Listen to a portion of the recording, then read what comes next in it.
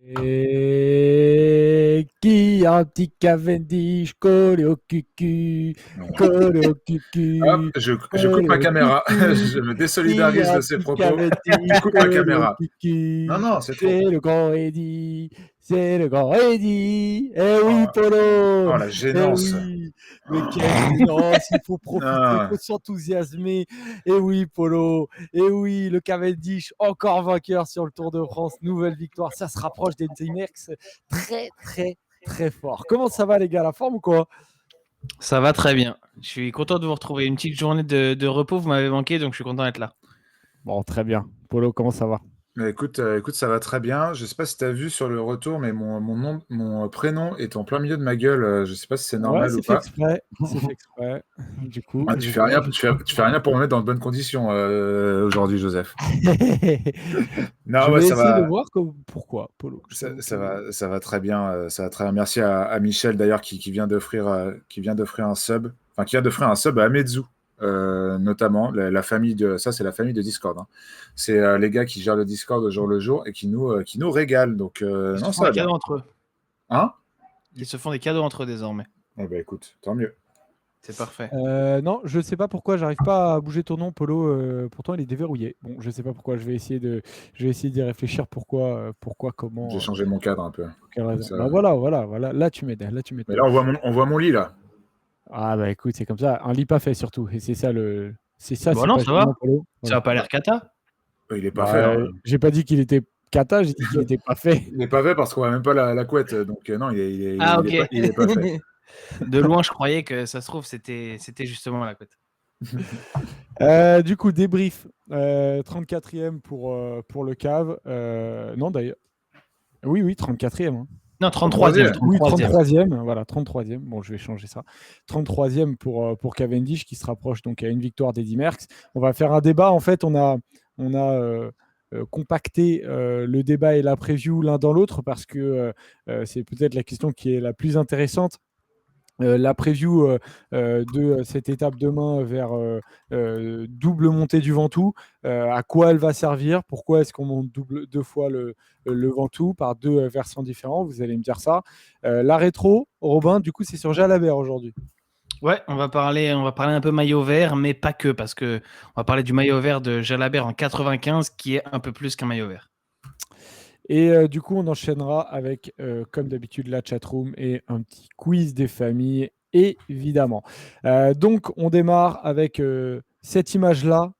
Aujourd'hui, le Cavendish, du coup, qui remporte ce sprint. Est-ce que c'était votre favori du jour, malgré son passage alpestre qui a été compliqué et il a failli terminer hors délai à Tignes. Finalement, il est passé. Est-ce que malgré cette fatigue, vous l'avez vu quand même gagner aujourd'hui, les gars? Oui, je le voyais gagner parce que au-delà de ce week-end alpestre compliqué pour lui, le week-end alpestre a été compliqué pardon, pour tous les autres sprinteurs, sauf les sprinteurs avec un maillot tricolore qui veulent aussi gagner le maillot à pois.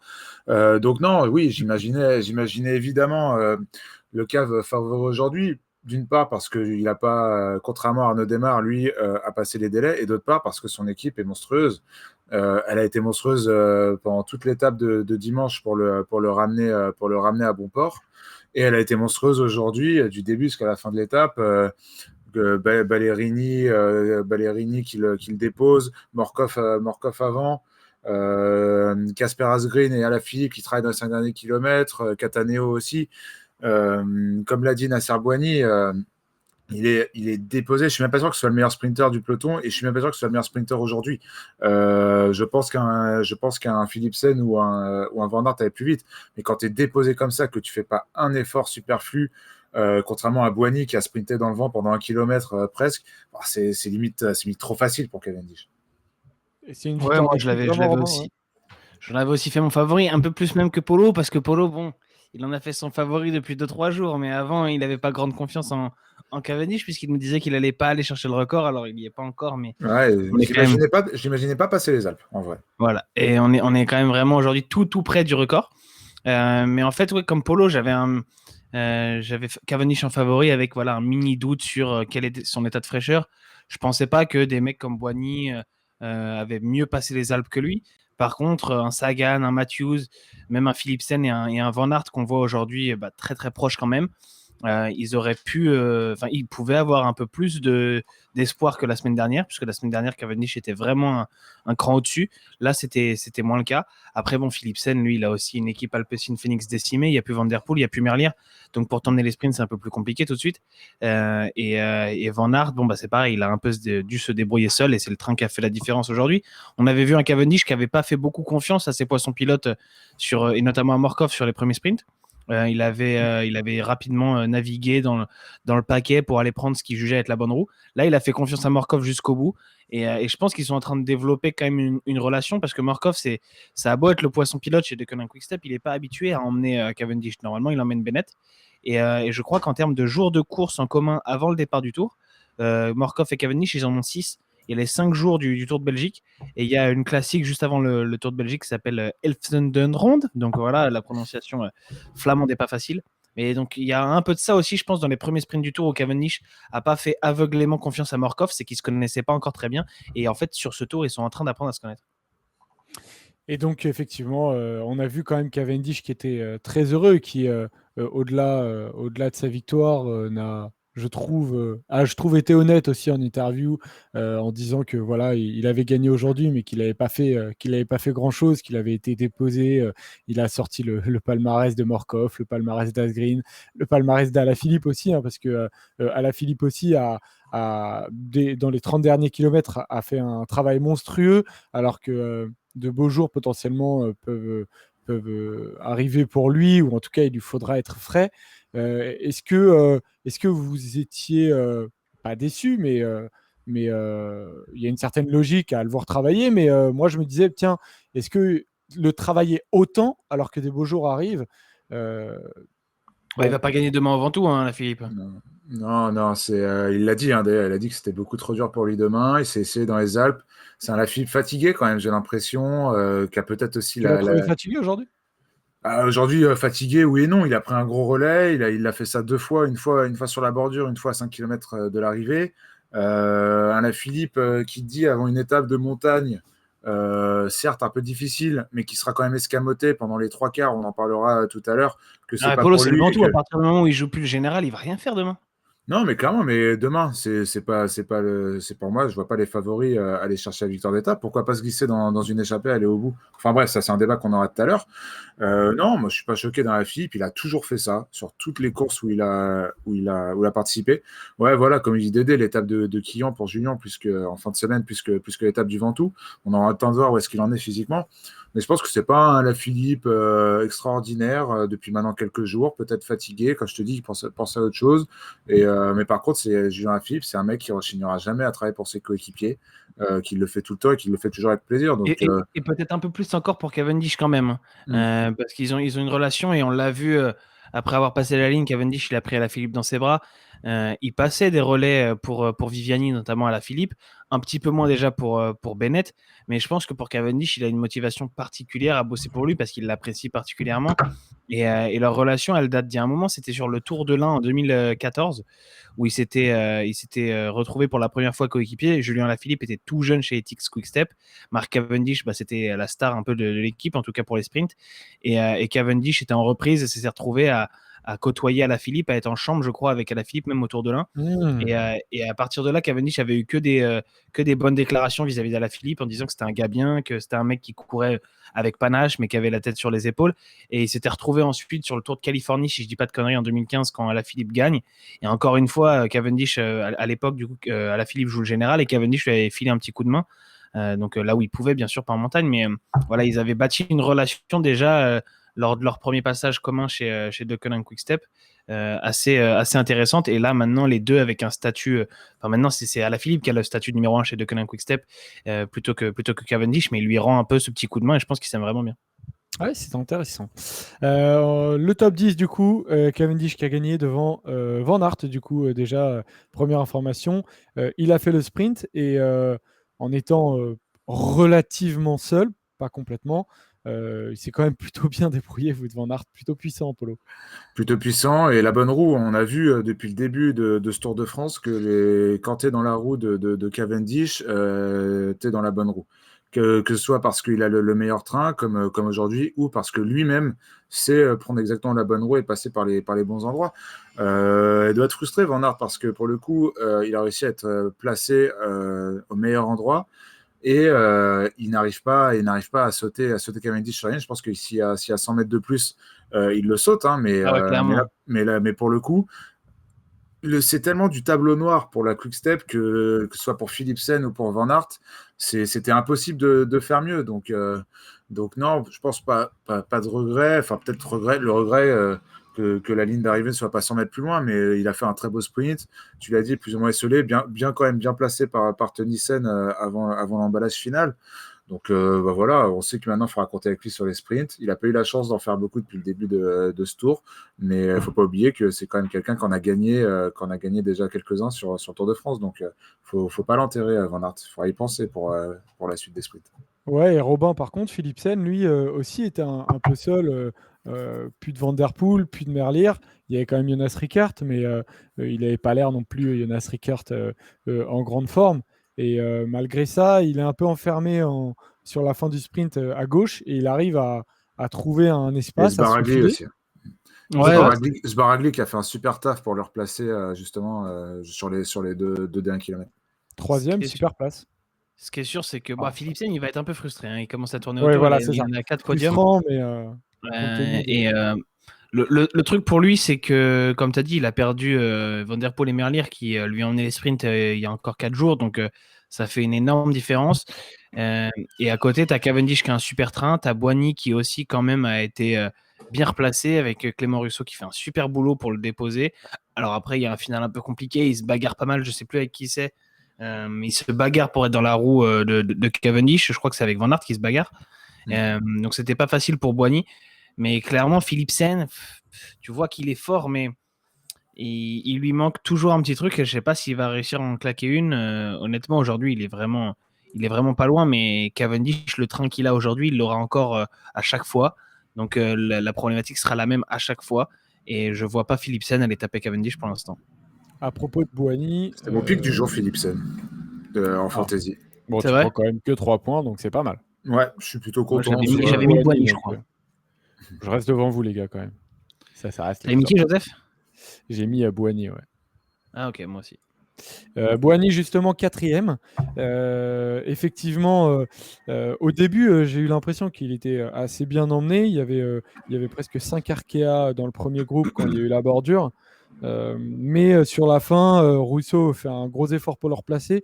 Et ce qu'il a expliqué, par contre, c'est que ça a été trop désorganisé, notamment Maclay, qui a mal pris le dernier virage. Et il lui manquait absolument ce dernier relais pour vraiment être lancé et ne pas prendre le vent sur la fin, quoi. T'es sûr que c'était Maclay? Il me semble que Maclay était C'est lâché Russo qui le tôt et que replace. c'est Russo, justement, Russo qui le Non, replace bien. Le Oui, cyclisteur dit c'est dans le chat. Russo. Enfin, dit c'est dans ce le que chat dit, que- c'est ce que j'ai regardé Vélo Club et dans son interview, c'est ce que Boigny dit. Que, Ok. Il dit qu'il lui manque justement, Maclay. Maclay. Ouais. Ouais, il lui manque Maclay, que Maclay Voilà. n'arrive pas à prendre la rue de Russo et que dans le dernier virage, du coup, il était trop seul. Il n'y avait plus que Russo et que Il avait malgré fait le des effort, efforts, hein. il était tout seul. Ouais, On l'a voilà. vu, Et en plus, t'as oui, il avait fait l'impression que ça des fait efforts 50 avant. mètres qu'il était au sprint déjà. Ouais, c'est ça. De manière globale, il a trop fait d'efforts aujourd'hui. Boigny mal placé quand les bordures ont sévi dans le peloton. Là, à ce moment-là, il a déjà dû faire un effort superflu. Ensuite, le temps de revenir, il se fait un peu oublier dans le peloton. Mais pareil, il doit frotter, il frotte, il met du temps à remonter. Il a du mal. À un moment, il perd même la roue de son train, qui était quand même pas mal, hein. Il y avait du Maclay, il y avait du Russo. Je me demande si c'était pas Connor Swift aussi. Euh, et pour le coup, à partir du moment où le sprint se lance, il est très bien monté par Clément Russo. Et au moment où il doit batailler pour prendre la roue de Cavendish, Van Aert et Philipsen lui ferment la porte. Ça veut dire qu'à 600-700 mètres de la ligne, Boigny est déjà en sprint. Et on le voit bien sur le dernier virage, il est déjà en sprint à prendre tout le vent, pendant que Cavendish, Van Aert et Philipsen mettent, entre guillemets, pas un seul coup de pédale. Donc oui, c'est dommage pour Boigny qui a eu du mal à se positionner sur la fin, mais il a quand même de bonnes jambes parce qu'il finit 4e en lançant son sprint 400-500 mètres avant les autres. Il y a quelqu'un dans le chat qui dit je comprends pas pourquoi les mecs d'Arkea sont moins performants qu'un train comme De Koninck. Le pseudo c'est un numéro de téléphone donc je vais pas le citer mais c'est pas très compliqué hein, De Koninck. On va tous t'envoyer SMS. On va t'envoyer les SMS pour expliquer. Non parce que tout simplement De Koninck Quickstep c'est historiquement depuis quasiment 15 ans voire plus une équipe de sprinters qui recrute régulièrement soit les meilleurs sprinters, soit les meilleurs coureurs pour créer le train des sprinters, pour former le train. Alors qu'Arkea, voilà, ils ont quelques coureurs très très bien, très très bons, mais qui sont là depuis quelques années seulement pour aider Boigny. Un coureur comme Dan Maclay, il y a encore quelques saisons chez Arkea, c'était le sprinter numéro 1. Donc voilà, c'est tout simplement pas les mêmes budgets et pas le même historique non plus. Et on peut féliciter d'ailleurs le travail d'Arkea pour emmener Boigny sur les sprints depuis le début de ce tour. Ils font tous du travail formidable. Rousseau, de toute façon, m'impressionne. Rousseau fait une super saison, ça, il n'y a pas à discuter de ça. Maclay, Connor Swift, c'est du tout bon pour Boigny et ça paye. Enfin, ça paye avec les beaux accessites qu'allait chercher Nasser. Il y a peut-être d'autres équipes. Payer d'ici la fin. Il y a peut-être d'autres équipes qui pourraient s'en inspirer. Je pense à des équipes à peu près de la même couleur, même s'il y a un peu plus de dominante blanche notamment, qui laisse l'un des meilleurs sprinters du monde à l'abandon complet. C'est un peu Rémi sans famille là. Depuis le début de ce Tour de France. Mais là, je sais pas si tu l'as vu dans le sprint, il sprint même pas. Ouais. Il reste assis. C'est ça. Fait 15e, je crois. C'est trop dur. Sur ce Tour de France, du coup, je regarde beaucoup le placement. Parce que j'ai regardé beaucoup avec Laporte quand on a fait ce fameux débat il y a 3-4 jours sur les sprinters. Là, j'ai regardé avec Boigny qui a mis du temps à monter. C'est très dur de se placer et c'est impossible si tu es tout seul. C'est clairement impossible. Laporte ne peut pas faire de miracle et c'est quand même chiant, quoi. C'est quand même chiant. Ce que je disais aussi après qu'il n'a pas spécialement envie de sprinter pour aller gratter une 8e place, quoi. Ouais, mais on parle quand même d'un sprinter qui a fait des podiums sur le Tour de France sur des sprints massifs, et qui fait un excellent début de saison. C'est presque pas son intérêt d'aller batailler. Il veut juste aussi peut-être prouver que voilà, il est là dans l'embâche finale et qu'il lui manque une équipe pour vraiment aller batailler. En tout cas, c'est absolument ridicule ce qui se passe. Pour revenir du coup à Cavendish, on termine là-dessus et après on passera à la preview débat. Du coup, 33 victoires. Une seule d'Eddy Merckx, on le voit qui commence à avoir même une sérieuse avance, notamment sur Bernard Hinault. On rappellera quand même qu'Eddy Merckx l'a fait en 7 participations. Surtout que Bernard Hinault, il va avoir du mal à gagner des nouvelles étapes pour aller rechercher Cavendish. Ouais, Eddy Merckx aussi. Ouais. Attention à Darigat quand même.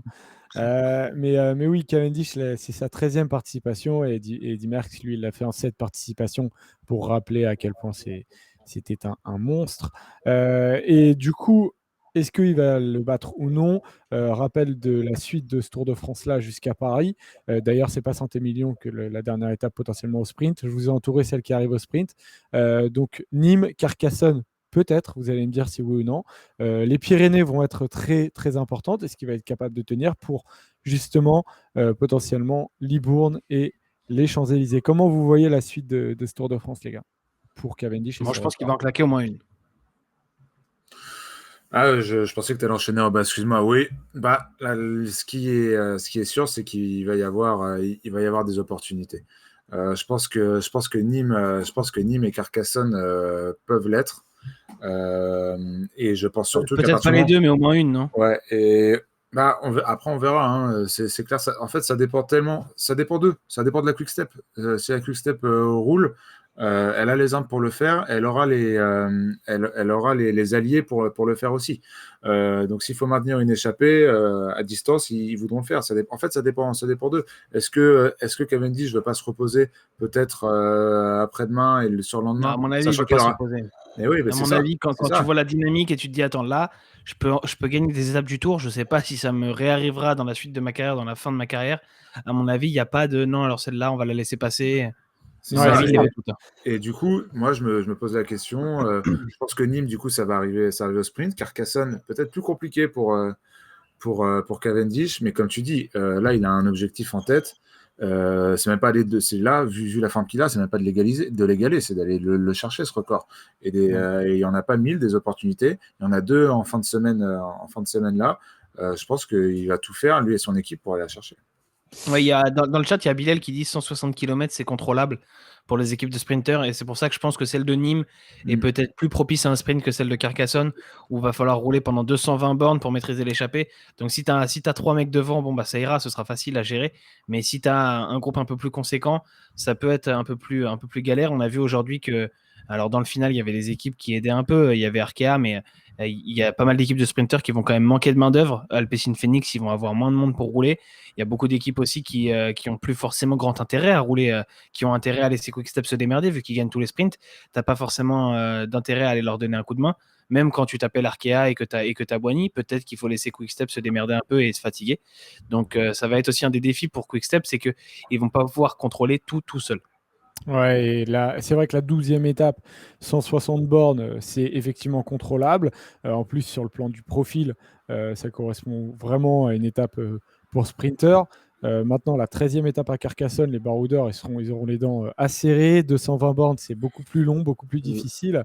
Et Mais l'étape de après, le Quion, dernier truc, c'est t'as que l'étape de Quion demain, le lendemain. C'est ça, le Carcassonne, en fait, potentiellement, c'est potentiellement pour les baroudeurs, mais les baroudeurs, les costauds, est-ce qu'ils vont pas viser Quillon le lendemain, quoi? Ça, oui, je suis d'accord avec toi. Non, après, c'est pas ceux qui infaisable que n'auront ça pas arrive au sprint réussi de à prendre Carcassonne, mais l'échappée Parce à que- Carcassonne prendront et Quion. si Cavendish ne gagne pas à Nîmes, je peux être sûr Ah, qu'il va tout oui, faire pour, oui, pour aller gagner à Carcassonne, hein. Ça, c'est sûr, c'est c'est sûr. vrai. Et juste aussi, un des éléments pour ce record qui risque d'être important, c'est que Cavendish n'a pas fini un grand tour depuis 2015.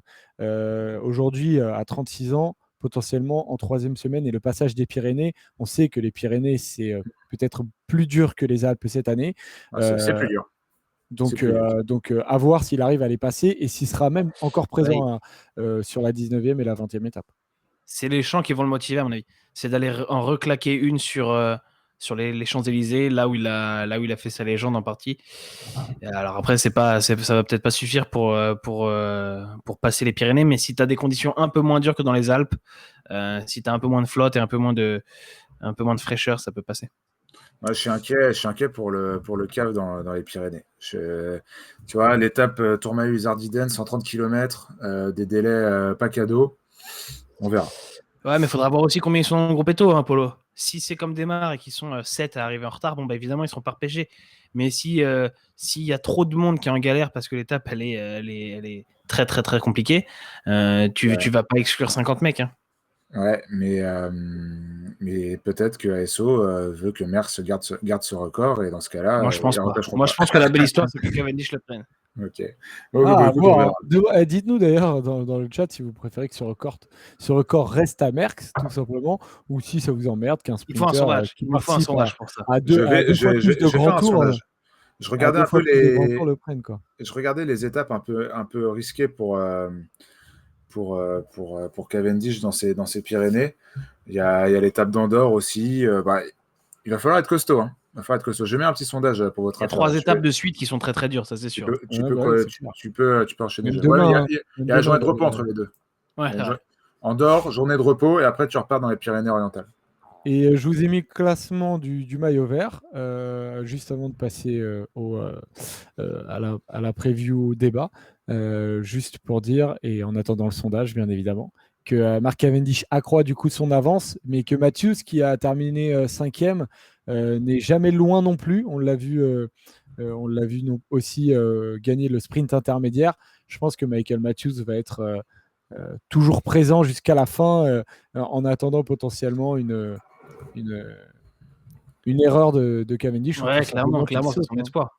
C'est comme ça qu'il avait pris le maillot en 2017. Alors, pas tout à fait, mais Sagan avait été exclu la 4e étape et Matthews en avait profité pour faire un Tour de France assez fabuleux et aller prendre le maillot vert. Il y a Chostigal qui demande qui est le deuxième plus gros vainqueur d'étape en activité. Je crois que c'est Peter Sagan à 12, si je dis pas de conneries, et que derrière, il y a Greipel à 11. Je suis pas sûr à 1000%, mais je crois que c'est ça. D'accord. Donc voilà. Passons au débat, les amis. Ce débat, du coup, tac, hop, le débat sur l'étape de demain. On va regarder ce profil. Hop, le voilà entre Sorg, ça se dit Sorg d'ailleurs, je ne sais pas si Sorg, ouais. des personnes du Vaucluse sont Ouais. présents. Et on va rejoindre Malocène avec double ascension du Mont Ventoux. Alors, le Mont Ventoux, du coup, bon, on le connaît tous. Maintenant, on connaît un peu moins la première ascension parce que, comme vous le voyez, ça va monter d'abord par Sault et ça fait 24 km, donc c'est très très long avec des pentes qui ne sont pas les plus compliquées, 5% de moyenne. Vous allez me dire ce que vous en pensez, quel peut être l'intérêt de ce premier passage au Ventoux.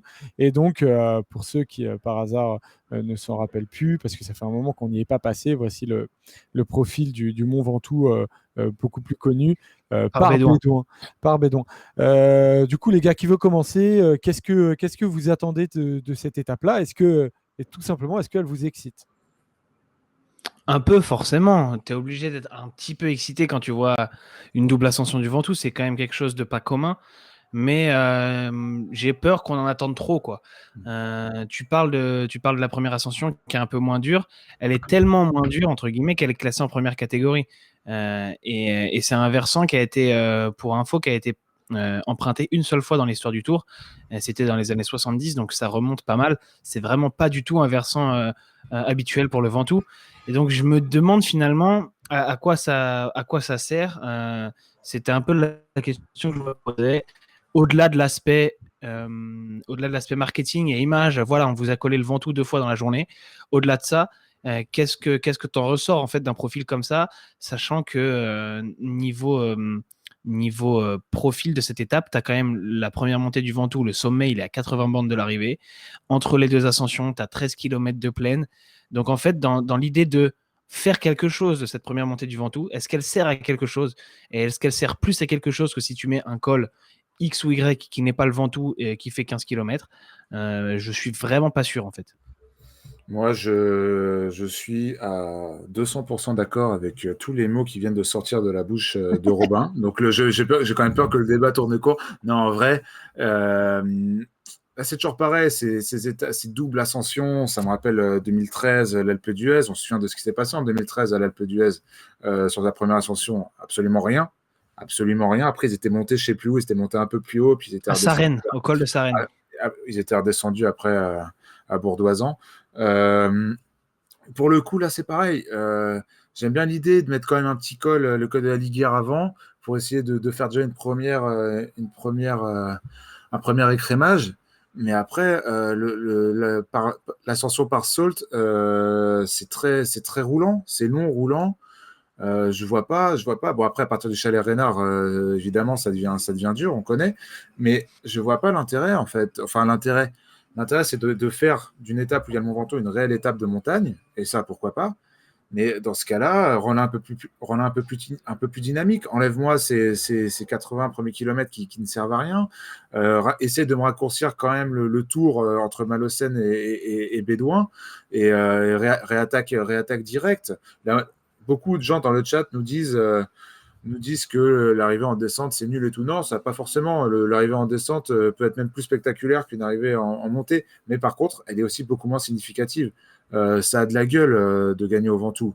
Souvenez-vous, Richard Virenque, Pantani Armstrong, même Eros Poli, c'est une histoire un peu plus marrante. Je sais que Robin, tu Rospoli, il gagne à Carpentras, hein, il gagne pas au sommet. ne gagne pas au sommet. Non. Ah, je pensais qu'il gagnait au sommet. Autant pour moi. Mais voilà, il n'y a que des histoires, il y a que 10 histoires exceptionnelles en haut du Mont Ventoux. Donc, je suis un peu embêté par le tracé de cette étape. Pas forcément par le fait qu'il y ait deux Mont Ventoux, mais je pense qu'on aurait pu faire les choses de manière un peu plus maligne. Chris Froome aussi, mais Chris Froome, je ne l'ai pas cité parce que bon, Chris Froome, j'ai plus envie de citer 2016 au Chalet Reynard quand c'est la foire d'empoigne dans la forêt parce qu'il y a trop de monde, c'était la folie. Mais ça aussi, ça fait partie de l'histoire du Mont Ventoux. Là, le premier passage, bah, c'est cool pour les spectateurs qui seront déjà. Il faut savoir que le Mont Ventoux, c'est Francélé qui le disait tout à l'heure, tu n'as pas le droit d'y accéder en voiture ou en camping-car. Il faut que tu y ailles soit en vélo, soit à pied. Donc ça se mérite d'être sur le bord des routes sur le Mont Ventoux. Et du coup, c'est une belle récompense pour ces cyclos, pour ces randonneurs qui verront le peloton passer 2 fois. Après, voilà, pour finir là-dessus. J'imagine pas grand-chose, j'attends pas grand-chose de cette étape. Une belle échappée qui aille au bout, un beau vainqueur sûrement, pas l'un des favoris. Et on sortira sûrement un peu déçu et frustré de cette étape demain soir. Ouais, comme dit Polo, en plus, il y a Il y a là le précédent, entre guillemets, de l'Alpe d'Huez, qui est une des fois où on nous avait vendu aussi cette double ascension d'un col mythique et où il s'était pas passé grand-chose. Il y avait Ah, mais eu... c'est un Français qui a gagné. c'est ça, c'était Riblon qui gagne. Devant J'ai qui? regardé, c'est Attends, devant Riblon qui, devant... Robin? Je sais pas, c'est Joseph qui s'en rappelle, non? Joseph, tu dois t'en Non, souvenir je de me ça. rappelle pas. Non, aucun souvenir. C'était devant qui, Joseph? Je Non, crois je qu'il me était américain. Ah ouais? Ouais, il me semblait que c'était un Bill américain. Ouais. Clinton? Qui? Bill Clinton? Michael Jordan? Ah, c'était TJ Ouais, Van c'était Garderen, ouais. TJ Van Garderen qui avait déjà attaqué je me relisais un peu le scénario de l'étape tout à l'heure, qui avait attaqué dans le premier Alpe d'Huez, qui avait déjà lâché Moreno Moser et Christophe Riblon, et qui a attaqué au pied de l'Alpe d'Huez et qui avait encore, je sais pas, 40 secondes d'avance à 6 km de l'arrivée, et qui a complètement craqué. Qui Ouais, avait bien craqué, malheureusement. ouais. Et niveau favori, il y avait juste Kreuziger et Contador qui avaient tenté dans la première descente de l'Alpe d'Huez de partir. Ils s'étaient fait reprendre avant le pied de l'Alpe d'Huez et ils avaient lâché dans la deuxième ascension. Donc finalement, pas super rentable l'histoire et je sais pas si ça va inciter les Ineos, les Movistar ou qui que ce soit à tenter une envolée demain d'assez loin. Et comme dit dans le chat, c'était Tigrou et Le Fruit qui disaient ça. C'est vrai que si tu veux faire une étape avec plusieurs cols au Ventoux, tu n'as pas 1000 possibilités parce que dans le coin, il n'y a pas énormément de montées différentes. Mais malgré tout, quand tu vois le profil, tu vois qu'ils ont réussi à mettre le col de la Liguère. Alors oui, c'est pas très très dur. Avant une première ascension. Voilà, je sais pas. Et comme dit Paul, tu pouvais aussi tenter une étape beaucoup plus courte de peut-être une centaine de kilomètres seulement avec 2 fois le Ventoux, où là, ça aurait eu une signification différente. Après, on va voir demain. Hein. Ça se trouve, on se plante complètement. Pogacar attaque Cochel et Renard au premier passage et met 8 minutes à tout le monde. Hein. C'est ça, pour le coup, on peut espérer ça, mais comme je te disais, tu réduis un peu la première partie de l'étape et t'enlèves ces 13 km entre Malocène et Bédouin. Pour le coup, tu dois avoir une possibilité. Tu peux même remonter par le flanc, par le versant de Malocène, qui est très dur, à ce qui paraît, qui est très irrégulier. Moi, je ne l'ai jamais fait, mais de ce qu'on m'a dit, c'était le versant le plus irrégulier et peut-être l'un des plus compliqués. Donc, ça pourrait être intéressant. Ouais. Tu descends à Malocène et tu remontes direct. Tu fais Ça un, se tente. tu, Tu fais le tour du rond-point et tu repars. un Et tu croises virage, les mecs. un virage Tu à croises 90 Cavendish. degrés. Tu croises Cavendish dans la descente. Et tu vois, Là, mais là, Pogacar, il aurait croisé Michel Yves qui me dit, Dalmany, il aurait été là.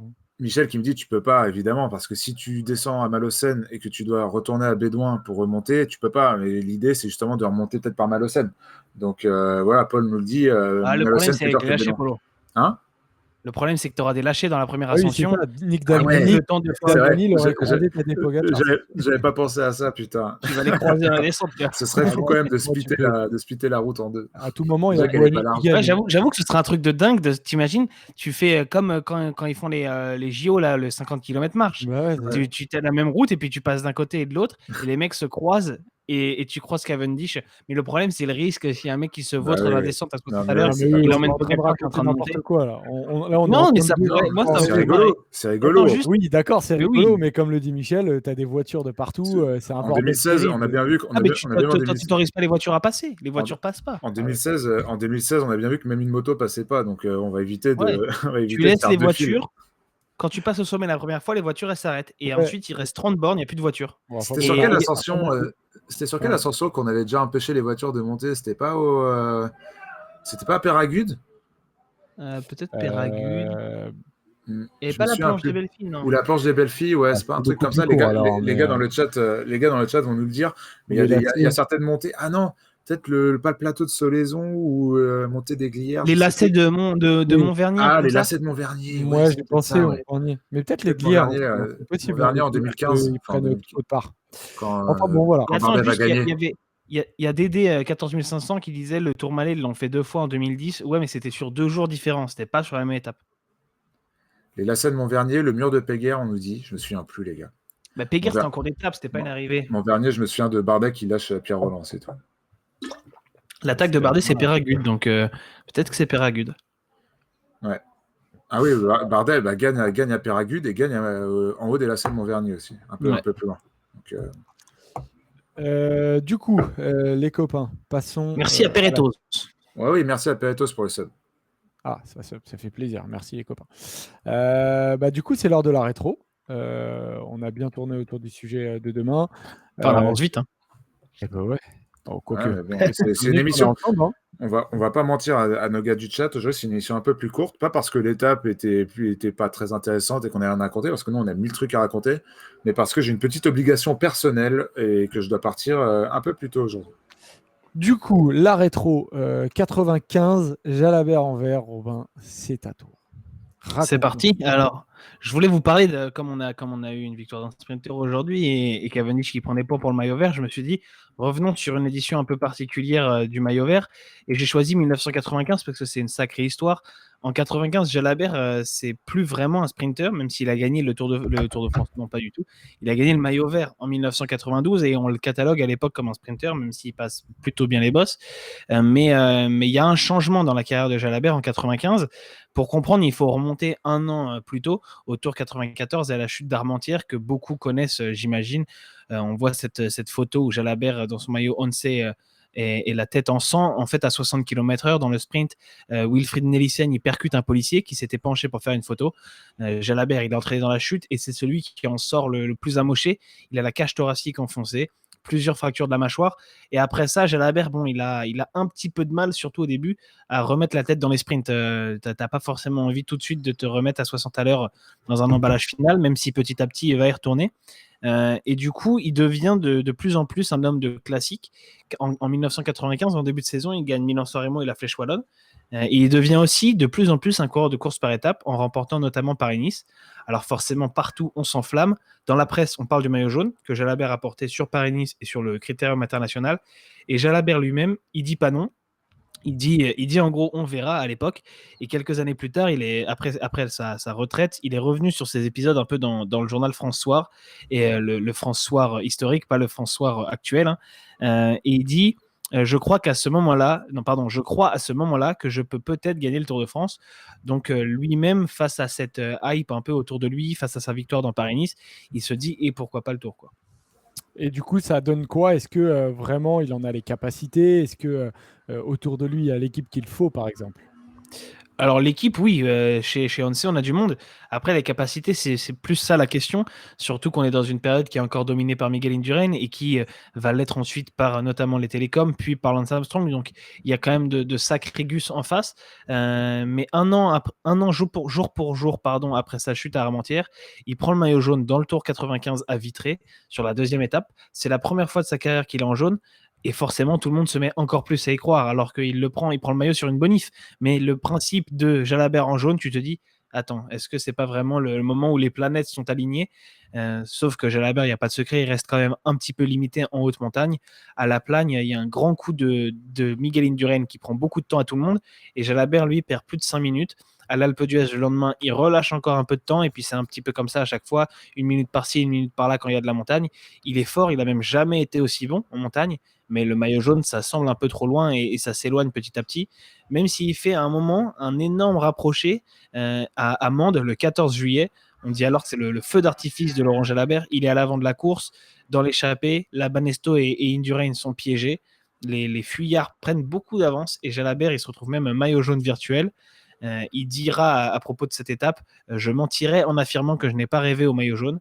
L'écart baisse un peu malgré tout sur la fin d'étape et il gagne en reprenant plus de 5 minutes à tout le monde, en 5 minutes aux favoris, pardon, et il se replace à la 3e place du général. Il a failli gagner à la Valco, mais finalement, est-ce qu'il l'a tenu ce podium et pour combien en gros? J'aime bien cette référence, Joseph. Je vois que tu as retenu les premières rétros. En quelle année Valkoviak? Joseph, on va voir si t'es chaud. Ah, il y a très longtemps, Polo. Tu sais, toi, Polo? Je dirais 57. Ah, t'es pas loin, mais c'est pas ça. 59. Voilà, alors. Faire le show. Non, c'est 56. Non 57, c'est la première victoire dans le style. Yes, tombé.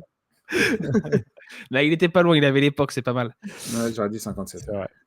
Bah, pour revenir à Jalabert, il perd un peu de temps encore quand ça grimpe fort, même s'il reste placé, il perd son podium lors de la 15e étape à Cauterets, et il ne reverra plus ce podium. Sa régularité, par contre, elle lui offre un nouveau maillot vert. Sur 20 étapes, il termine 15 fois dans les 10 premiers. Donc, c'est encore plus fort qu'un Peter Sagan ou qu'un Wout van Aert. À Bordeaux, quand Zabel gagne devant Abdou Japarov en fin de Tour de France, il va se mettre dans le sprint, il fait 7e. Sur les Champs-Élysées, il est 4e. À Charleroi, c'était en début de tour, il fait 2e derrière Zabel.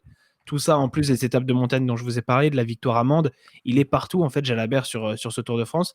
Et c'est la dernière fois que le maillot vert va terminer sur les épaules d'un coureur qui faisait un bon classement général, puisque Jalabert termine 4e de ce Tour 95. Et plus jamais un mec qui fait un top 10 du général n'aura le maillot vert. Ensuite, ça va être réservé à des sprinters. Dès l'année 96, c'est Zabel qui gagne le maillot vert. Et ensuite, voilà, c'est les coureurs qu'on connaît, Zabel, McEwen, Cavendish, etc. Et aujourd'hui, plus récemment, Peter Sagan. Derrière, pour finir sur Jalabert, il gagnera la Vuelta quand même en 1995. Et on lui parlera forcément encore de gagner le Tour en 96, puisqu'il avait gagné ce Tour d'Espagne. Mais il fera jamais mieux finalement que cette 4e place de 1995. Et surtout, il regagnera jamais le maillot vert. Par contre, il gagnera 2 maillots à poids.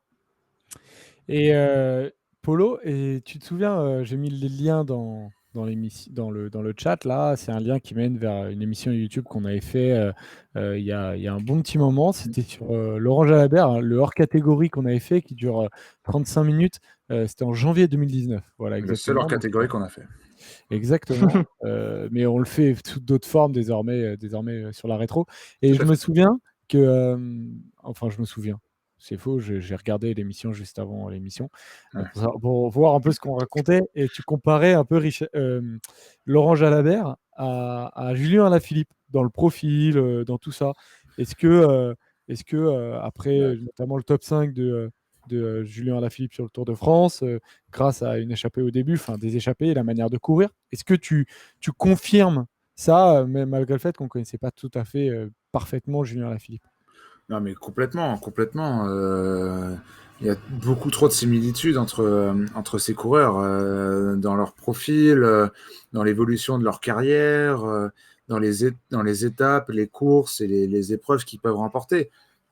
C'est pour ça que vous m'entendez beaucoup dire depuis longtemps qu'un Julien Alaphilippe aura toujours un plafond de verre sur le Tour de France, mais que sur une Vuelta, il a largement les jambes pour aller le remporter. Et j'espère qu'un jour, il se tentera à aller faire ce Tour d'Espagne, parce que je crois vraiment qu'il peut le gagner. Mais un Tour de France, à l'image d'un Laurent Jalabert, il lui manquera toujours quelque chose. D'ailleurs, ils ont été proches, hein, tu vois, Jalabert 4e et Alaphilippe, pour l'instant, sa meilleure place, c'est 5e. C'est exactement Oui, ça. c'est pour ça Ils ont gagné les mêmes courses, ils ont le même profil. Ça fait beaucoup de similitudes, moi je trouve. Mais pour revenir à ce Tour 95, j'ai une petite anecdote, messieurs. Sachez que c'est la première fois de ma vie que je suis allé sur le Tour de France. J'étais pas né grand. Moi, j'avais 3 ans. Je venais d'avoir 3 ans. Et en fait, le Tour a fait étape à Alençon, du coup, ville de mes grands-parents, Alençon dans l'Orne.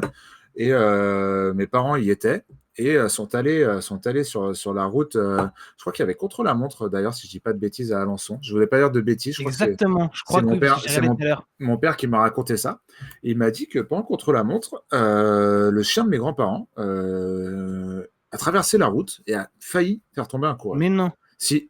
C'est la J qui avait gagné. Pas le chien de mes grands-parents, mais le chien de mon oncle et ma tante, enfin de Laurent d'ailleurs, Joseph, que tu connais, et de ma tante qui était la femme de Laurent à l'époque, et qui avait un petit chien qu'adoraient mes cousines, et pour le coup qui lui a failli faire tomber, les coureurs. Donc voilà la petite anecdote. Et moi j'avais 3 ans, j'étais sur le côté, et j'ai aucun souvenir de ça, évidemment. Ouais, tu m'étonnes. Heureusement. Le contraire m'inquiéterait un peu. Bon, ok, sur cette petite anecdote, nous passons à la chatroom, les amis. Commencez à poser vos questions.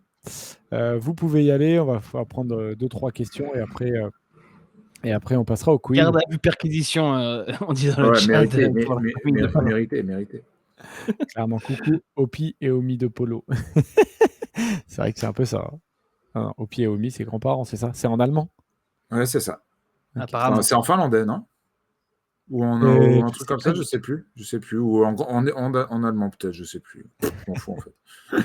Oui, je m'en fous. J'attendais un peu les questions du chat pour le moment. Parce que prono pour demain. Ouais, mais justement, c'est ce que je disais au gars tout à l'heure. C'est peut-être prono qu'on va faire peut-être en fin d'émission avec le point fantasy. Donc on se la garde pour la fin, cette petite question. Vas-y. À qui peut-on comparer Virenque aujourd'hui chez les Français? Personne, non. demande Miguel Capucci. Non, personne, parce que des grimpeurs, des purs grimpeurs qui vont dans les échappées, comme faisait Virenque, ou qui. Peut-être que tu peux le comparer à Bardet, parce qu'ils ont tous les deux fait des podiums, mais Un Bardet. mix entre Barguil et Bardet, je dirais. Barguil, moi je dirais Ah ouais, peut-être presque plus Barguil. Moi, je pense à Ouais, Barguil, plus Barguil. plus dans le style, en plus dans le style un peu élancé, un peu costaud, enfin pas costaud, peu grand. un peu plus grand que les sprinters classiques. Ouais.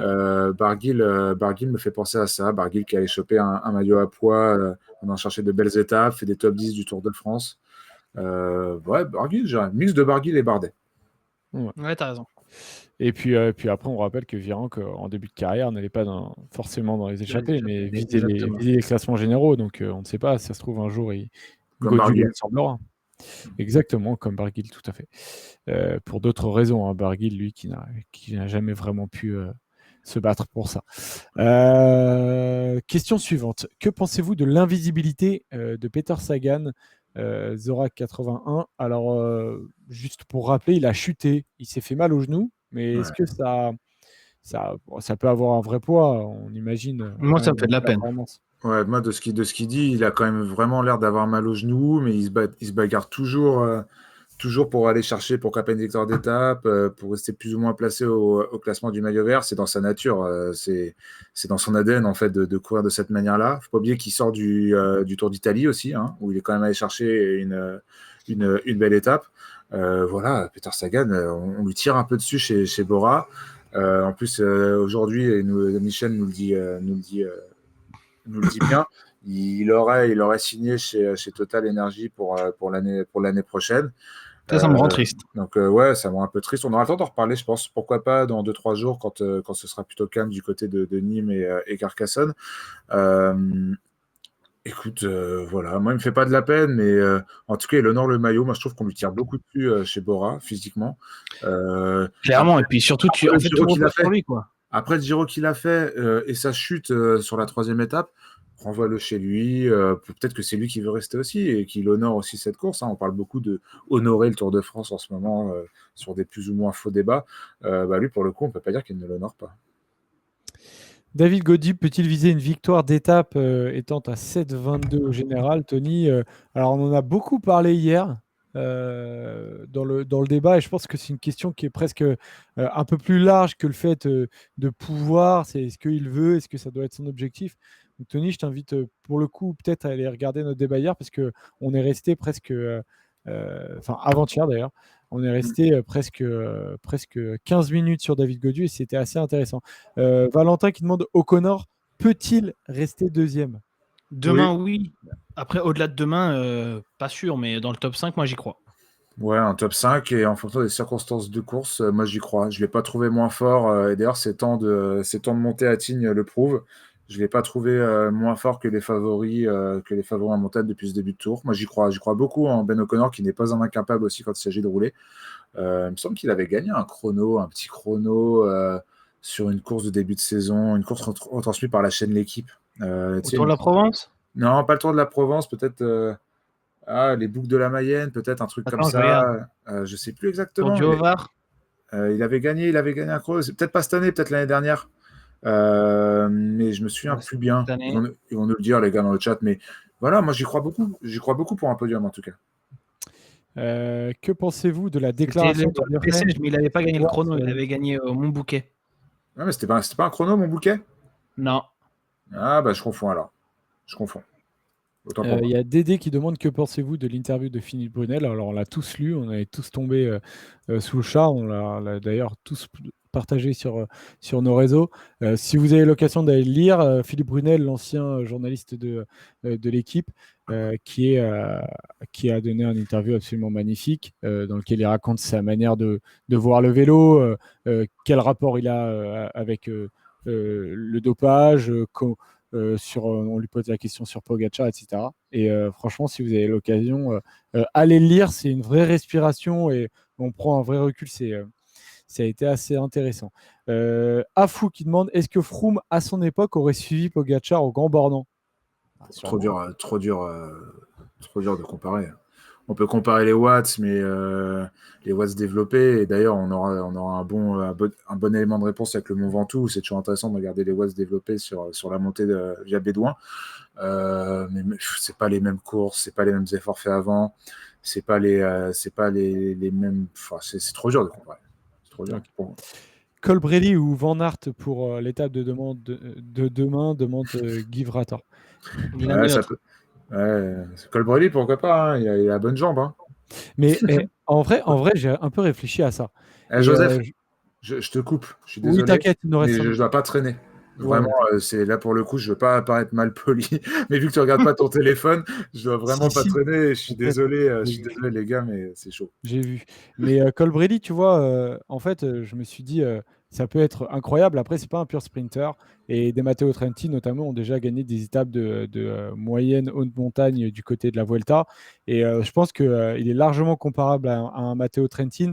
Alors certes, il a été incroyable vers Tignes, mais je pense aussi que s'il n'était pas à la Bahreïn, on n'aurait pas non plus tous ces débats et il est capable de faire des trucs comme ça. Après, c'est sûr que la déclat de Guillaume Martin fait beaucoup, mais voilà, je voulais juste rappeler qu'il y a d'autres punchers sprinters qui étaient capables en haute montagne de temps en temps de faire des grosses prestats, à voir si ça se confirme aussi. On passe au quiz, les amis. C'est parti pour un petit quiz. Hop, les questions, les voici. Et allez, c'est parti. Alors, première partie du quiz, très très simple. 5 questions pour le premier jeu. Je vous donne quelque chose. Qu'est-ce que tu Je fais, vous donne Polo? un mot. Je sais pas. Et après, il se plaint qu'on perd du temps. Je me Je vous donne un concentre. mot. Je vous donne un mot et vous me dites à quel coureur je pense. Ok. Exemple, je vous dis plus. Lorenz de Lorenz. plus. Ça pourrait être Lorenz, mais en l'occurrence, je pensais à Mas. Ok.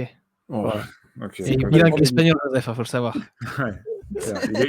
Il faut savoir que Joseph a 20% de sang espagnol. Hein. Son nom ne trompe pas. Hein. Ouais, c'est Enfin, vrai. le pourcentage a varié en fonction des années. Sachez-le. Ouais. En 2010, il avait plus. Ouais, effectivement. Alors, le premier. Que du love. Kevin Love. Ok, je sais. Bon amour. Kevin Love. Oui, Polo. Franck Qui ça? Bonamour. Franck Ah Bonamour. putain. Le Ah, ce que je deuxième. veux. C'est bon, t'as compris. Michel. Tony the Cycliste et Amezu, ils l'ont eu très vite aussi. Vous l'avez très vite.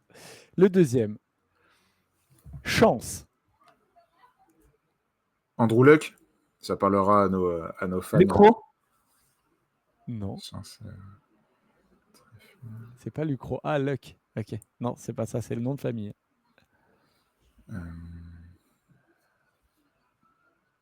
Je sais pas, moi. Attends, je Un réfléchis. sprinter. Je pense à Eden Hazard. Moi, je pense à Andrew Luck, putain. J'arrive pas à le sortir. La chance. C'est avoir du. Du cul. Non. La chatte. Ah, C'est avoir, ouais. je sais pas, moi, de la réussite. Non. C'est une expression de gamin. C'est une expression de Ça gamin. obtient de la vaisselle. Le matin, j'utilise notamment. On n'a pas eu la même enfance. J'en ai aucune idée. C'est caisse bol. Voilà, bravo. Ah Merci, ouais. Alexis. Bol. Ah ouais, d'accord. Ouais. Oh, pour personne. Il dit de la Troisième. vaisselle. Je te jure que Après, je voyais un j'ai- gamin qui avait de la ouais. chance en faisant la Je vaisselle. je vous avoue, après j'ai regardé dans le chat et j'ai regardé les réponses qui sortaient, je ne l'aurais pas donné, mais dès que j'ai vu Bol, j'ai compris. Le troisième. La fenêtre. Quintana pour Ventana. Non. Verona. Non. J'ai pensé à Ventana, j'ai pensé à Verona. Ah, ça a été trouvé dans le chat. Dédé. Je regarde pas, je regarde pas. C'est la porte. Pas lui. La Alors, porte. Oh là là. Non. Ah, je l'aurais jamais eu. Je pouvais chercher 10 minutes. Ah, Richie Porte aussi, ça aurait pu marcher. Ouais, Richie Porte, ça aurait pu marcher. Ville espagnole. Vie espagnole. Ville. Ah. Le mec porte Verona le nom d'une ville espagnole. Verona, ouais, c'est pas mal, mais c'est italien. C'est pas mal, mais ouais, c'est italien. Ça a été trouvé dans le Oscar chat. Sevilla. Non, il fait le Tour de France. dans le sud, dans le nord ouest. Bilbao, Peyo Bilbao. Bilbao. Bravo, Ouais, bien un joué. partout. Allez, le dernier. Le dernier, attention, il est plutôt compliqué. Pascal. Pascal. Chanteur. Non, J'ai pensé aussi. c'est Obispo. par rapport à une journaliste française. Il fait le tour. C'est des mecs qui font le tour tout le temps. Qui était sur, qui était sur France Inter notamment. Oh Il là a là. plus Moi, aussi. Ah, Simon Clark. Voilà, Robin, bravo. Ouais. Allez, c'est bon, 2-1. Allez, qui suis-je? Complètement Bravo, fou Dédé. cet indice. Pascal. Qui suis-je? Mon prénom a un rapport avec les champignons. Seth Van Mark. Non. Oh, le bâtard, il est fort. T'es dans le délire, t'es dans le délire. C'est trop bon. Ah, c'est pas ça. Oh putain, pas payé, pas payé. C'est pas ça. Mon père était entraîneur de l'équipe olympique nordique américaine dans les années 60.